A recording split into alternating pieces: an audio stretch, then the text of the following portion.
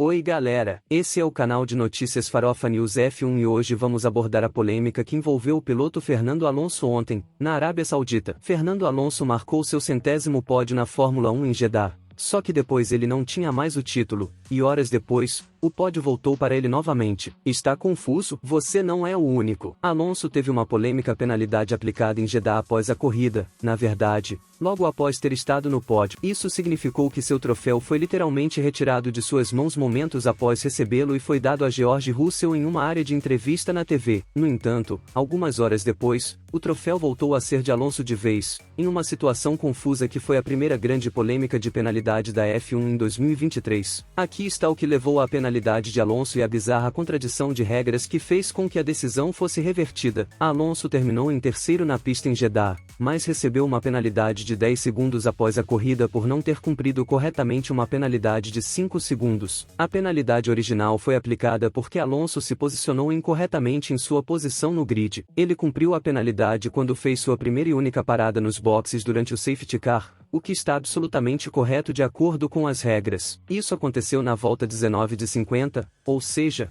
com mais de 60% da corrida para ser disputada. Acontece que a penalidade só foi aplicada após a bandeirada final e houve uma razão complicada para isso. A parada nos boxes foi inicialmente revisada tanto pelo controle de corrida quanto pelo Centro de Operações Remoto da FIA, e ambos determinaram que a penalidade havia sido cumprida corretamente. Basicamente, eles mudaram de ideia no final do Grande Prêmio. Na última volta da corrida, o Centro de Operações Remoto informou ao controle de corrida que considerava que a penalidade não havia sido cumprida corretamente. O controle de corrida repassou isso ao comissário que investigou o assunto e determinou que a Aston Martin havia começado a trabalhar no carro de Alonso antes que a penalidade de 5 segundos fosse totalmente cumprida, porque o macaco traseiro estava tocando o carro, embora o carro não tivesse sido levantado. A lógica para essa penalidade era que havia sido acordado em reuniões do Comitê Consultivo Esportivo com as equipes que nenhuma parte do carro poderia ser tocada enquanto uma penalidade estava sendo cumprida, pois isso constituiria um trabalho no carro. A Aston Martin inicialmente contestou a decisão após a corrida, pedindo uma revisão, e as audiências relevantes foram realizadas em rápida sucessão,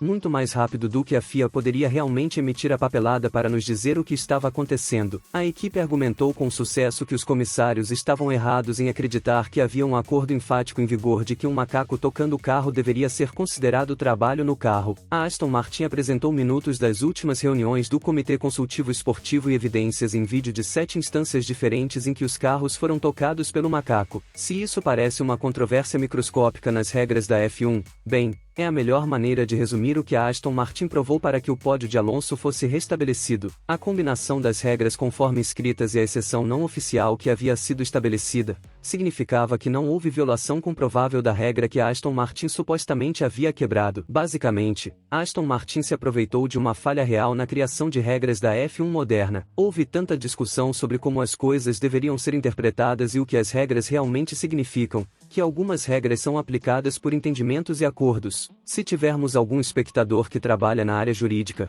você provavelmente está arrepiado só de pensar nisso. Em outras palavras, o texto das regras às vezes não corresponde a como elas são aplicadas, e isso é um terreno escorregadio. Essa saga prova como é fácil algo que depende da chamada reinterpretação da regra cair por terra se uma equipe decide discuti-la. E não devemos esperar nada menos das equipes. Elas são entidades impiedosas que não hesitarão em se afastar da convenção estabelecida se isso servir a um propósito competitivo, como a Aston Martin fez aqui. A equipe estava no seu direito de questionar isso, e em última análise, a criação de regras frágeis permite uma bagunça desnecessária. Agora parece dolorosamente óbvio que as regras deveriam ter esclarecido que nenhum objeto ou pessoa pode tocar o carro antes que uma penalidade seja cumprida. Uma vantagem é que a FIA reconhece isso agora. Parece que a regra será alterada, pois o assunto será levantado na próxima reunião do Comitê Consultivo Esportivo, esta semana, e uma alteração será providenciada antes da próxima corrida, na Austrália. Isso é bom e esperamos que as regras sejam redigidas de maneira mais clara e precisa agora,